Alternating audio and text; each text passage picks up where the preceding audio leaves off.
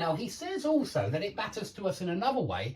In the present, we are fallen. Now, what he means here is something very similar to falling from paradise, it seems to me.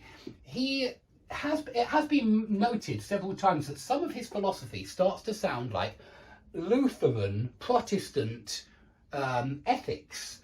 And this fallenness certainly sounds like it's like that original sin. Yeah, that original sin in religion, that we are born guilty in some kind of way.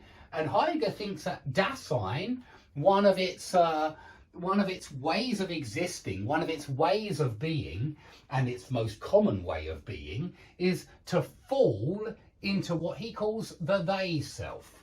Yeah, to fall into the they self. So he says that all people, and he's criticizing us, right? Certainly he's criticizing us.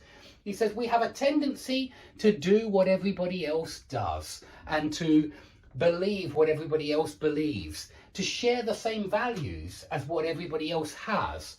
And this is why the world matters to us in the present, because we do our best in the present to be like everybody else. Here is what he actually says right down here. He says, we take pleasure and enjoy ourselves as they take pleasure.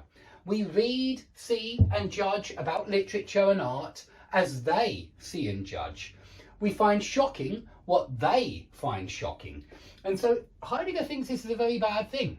Or he's certainly criticizing us that we have a tendency to live what he calls inauthentically, like everybody else is living, and not like we ourselves as a different person, as an individual, perhaps should live. Because as an individual, we ought to act in our own way. We ought to act authentically and not as the others always act.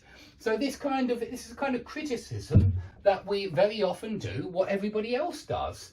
Yeah, and I want to just point out that Heidegger's well known for joining the Nazi Party in 1933. And I say this, you know, I actually read that he had a Jewish girlfriend, very famous philosopher, Hannah Arendt. She was Jewish.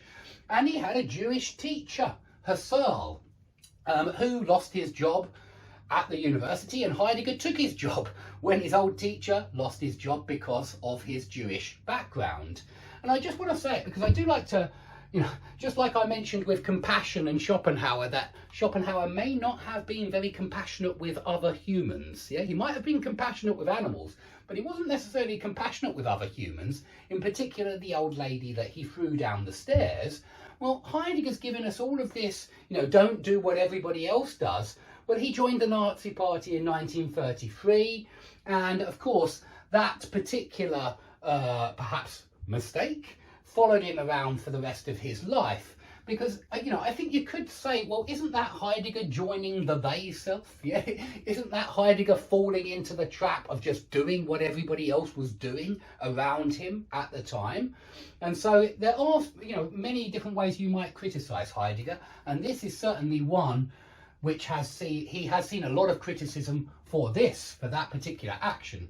And I think, you know, of course he should be. If you're going to be a philosopher and you're going to come up with a new system of ethics, and then you go and join the Nazi Party, it doesn't sound to me like your system of ethics, your ethical system, which for Heidegger is all about being authentic, note, it's all about being yourself and not being about doing what everybody else is doing.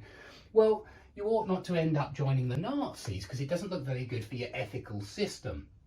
Anyway, coming back to the three temporal ways that the world matters to you. Yeah, it matters to you because you're thrown into it. So you already have a situation and a past and a family, a history.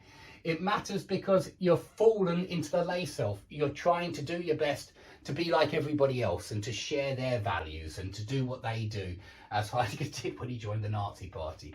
And of course, the future is also another reason why the world matters to you.